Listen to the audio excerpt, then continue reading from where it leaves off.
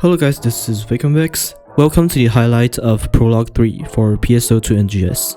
So, I'm gonna keep it short today, so let's just jump right in. So at start, same thing, they share about stuffs happened and changes in the latest CBT, which is the second CBT in Japan. And there's really nothing big, they're just fixing stuffs and saying what happened, like there's server issues, so they shut the server down for a bit and come back again. I'll just quickly flash the pictures over and you can stop and watch it if you want. Anyway, then they talk about the global CBT information, which I think most people already know, and it's only on PC, and you can download an app at Microsoft Windows Store called Xbox Insider Hub. It's not complicated, you can just find it in the section and there will be a part that you can join. You can sign up to join the global CBT. I'm not sure is the max amount of people limited or something, but anyway, you can try it out yourself. And there's also items and stuffs you can get if you join the global CBT, and you can get those stuffs when the game officially launch. And for the first big part of new stuffs, they showed us some stories and NPCs, which they told us that we are meteors come from the sky and came to planet Alpha and landed at the small island in West Alio, which is how the story will start.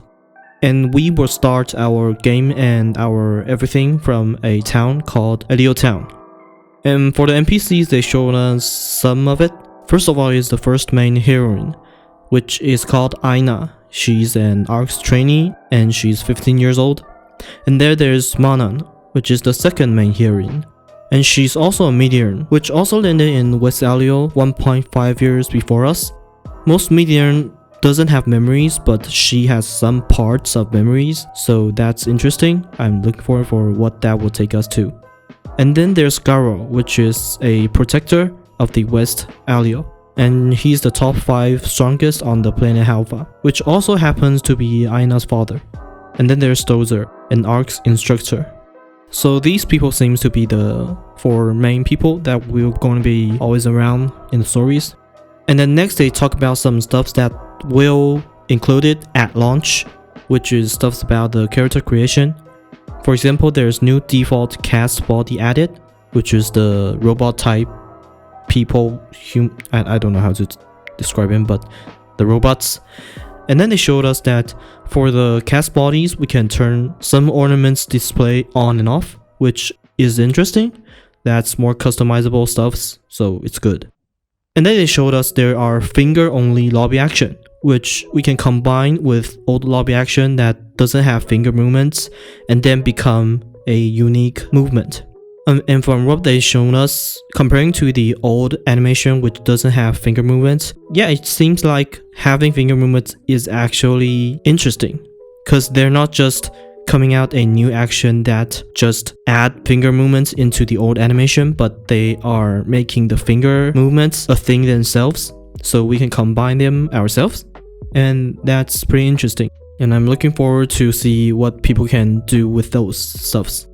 And then the most interesting thing for me is the customizable expressions, which usually we got a list of expression, but they are all default settings. So maybe some people's character looks off when they laugh, or some people's character seems awkward when they are angry or stuff.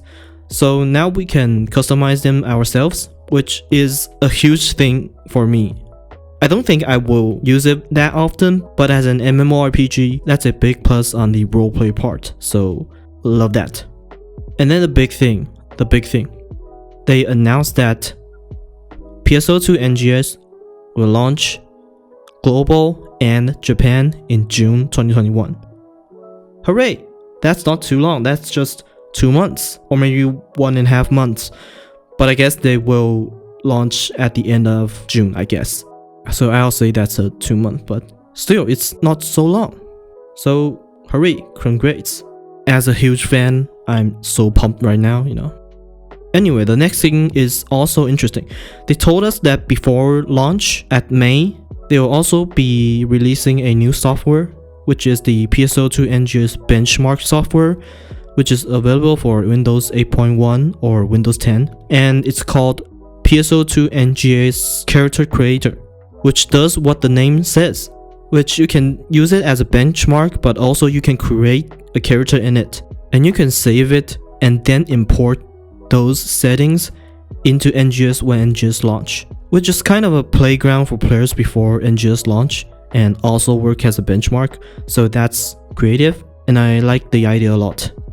So these are the big things, and then there's some other stuff like there will be event before launch, which is usually, you know, Japanese game or online games always do this, like retweeting their Twitter posts or stuffs. I'm not super into it, but here's all the stuffs they are going to do. And of course they will give players items and bonus, you know, just typical Japanese way to do stuffs. So I'm not pumped or anything, but yeah, that's a thing, so you may check it out if you want to. And at last they showed us some packages which kind of acts like a DLC, but there are two types. For the first type, there's a starter package, which is a physical package that only sold in Japan and will only use in the Japanese version of the game. Will release on August 19th. Will include badges, stamps, swim motion, and some bonus items, which you can use these badges to exchange the audio outfits. And then you can also add more money and then buy the limited edition, which will include a mini soundtrack. And for the global version, there will be a package called the Founders Package, which is of course sold online, and there will be two types. Basically, it means it's the starter pack, but without the badges, and includes the outfits and customized items. And for the cost, it's kind of high, but comparing the prices to the Japanese version, which is a starter pack, it's actually a little bit cheaper. So it's not like they're treating Japanese players and global players differently. It's just how they hope the prices. So don't be shouting out for that they are being racist or something. There's no, so don't worry. It's just that you may find yourself wanting it or not. It's just up to you. Okay, so these are the informations, and now I'm kind of talking about things that I noticed, which is they still include badges in NGS. And this made me kind of worry that we'll have the same situation in the original PSO2, which there will be so many badges that at the end of the day you don't know what to use it on, or you just won't use it because you don't want anything, you know? And I'm kind of scared that there will be all types of badges everywhere at the end of the day, so they will just become things that in our storage, and of course we won't know should we throw them away or not, because maybe one day they release new stuff and one day and they say that we can use these. So it's just something that I'm a little bit concerned, and I really don't like the idea of exchanging stuffs, you know. So I'm kind of worried about the badges. We'll just have to wait and see. Will they prevent the stuff I'm worrying about happening? But anyway, looking forward for it. And it's just 2 months before launch. So yeah, that's it.